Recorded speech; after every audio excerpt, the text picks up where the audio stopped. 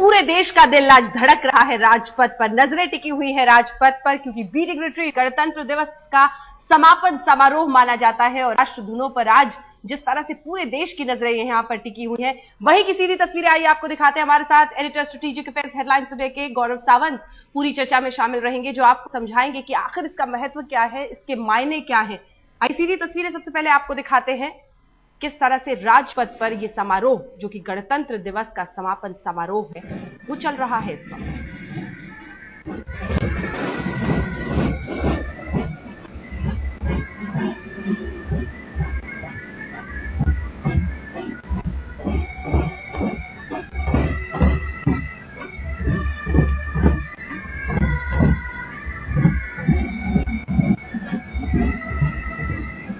हिंदुस्तान जान बान और शान का ये वो दिन है जब गणतंत्र दिवस का समापन समारोह राजपथ पर देखा जाता है और शाम के पहर में बेहद खूबसूरत हो जाता है। और इसीलिए गौरव, आपसे समझना चाहेंगे इसके मायने, ये जो तमाम धुनें बजाई जाती है वो कौन सी होती है, आज क्या महत्व है इसका, क्या मायने?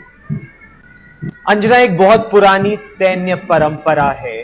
पुराने जमाने में जब महाभारत में भी जब युद्ध होता था तो शुरुआत रणभेरी से होती थी।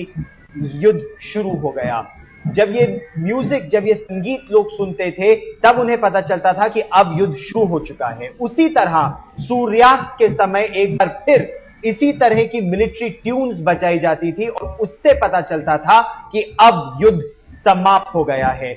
युद्ध कब शुरू होगा, कब समाप्त होगा, कब वो मौका आएगा कि आप जाएंगे और जो आपके घायल सिपाही हैं उन्हें लेकर आएंगे, उनका उपचार करेंगे और उनके मनोरंजन के लिए भी रात भर संगीत बजाया जाता था। ये वही पुरानी सैन्य परंपरा है। बिल्कुल, ये वही पुरानी सैन्य परंपरा है और उसी को आप देख रहे हैं आज राजपथ पर। इसके बाद कहते हैं शाम की, क्योंकि ये शाम का जो पहर है गौरव, अब थोड़ी ही देर में अंधियारा छा जाएगा यहाँ पर और फिर जगमगा उठेगा राष्ट्रपति भवन से लेकर इंडिया गेट का वो पूरा नजारा। पूरी रोशनी से धुल जाती है आज दिल्ली, वो पूरी तस्वीर बयां करे। निश्चित तौर पर यह परंपरा शुरू हुई थी 1950 में, जब भारत गणतंत्र बना था। उस समय 26 जनवरी के दिन जो हमने हथियार दिखाए थे अपने देशवासियों को, यह है भारत की सैन्य क्षमता, यह है भारत की सामरिक शक्ति।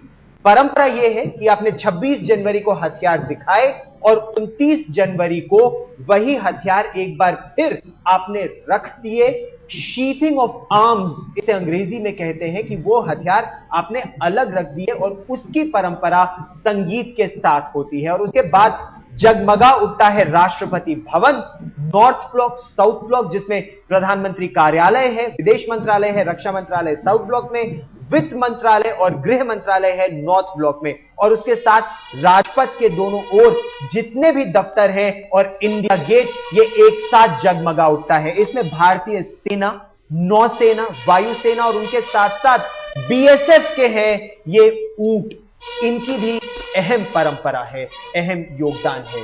बिल्कुल, और वो ऊंट हम इस वक्त दिखा भी रहे हैं गौरव।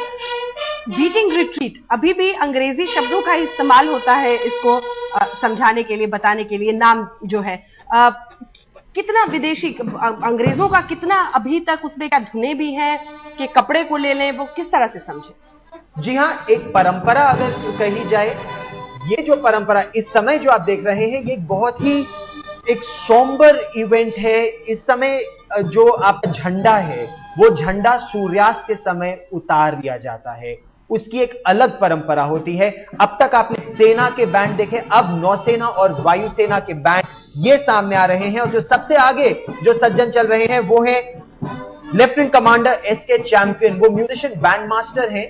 उनका संगीत सुनिए। नौसेना ने, आपने कहा कि क्या केवल विदेशी धुनें हैं, 23 धुनें बजाई जाएंगी, जिनमें से 18 धुनें पहली बार भारतीय हैं। तो भारतीयता इसमें बढ़ती जा रही है। हालांकि अंग्रेजों के जमाने से निश्चित तौर पर शुरू हुआ है, लेकिन अब इसमें हिंदुस्तानी छटा बढ़ती जा रही है।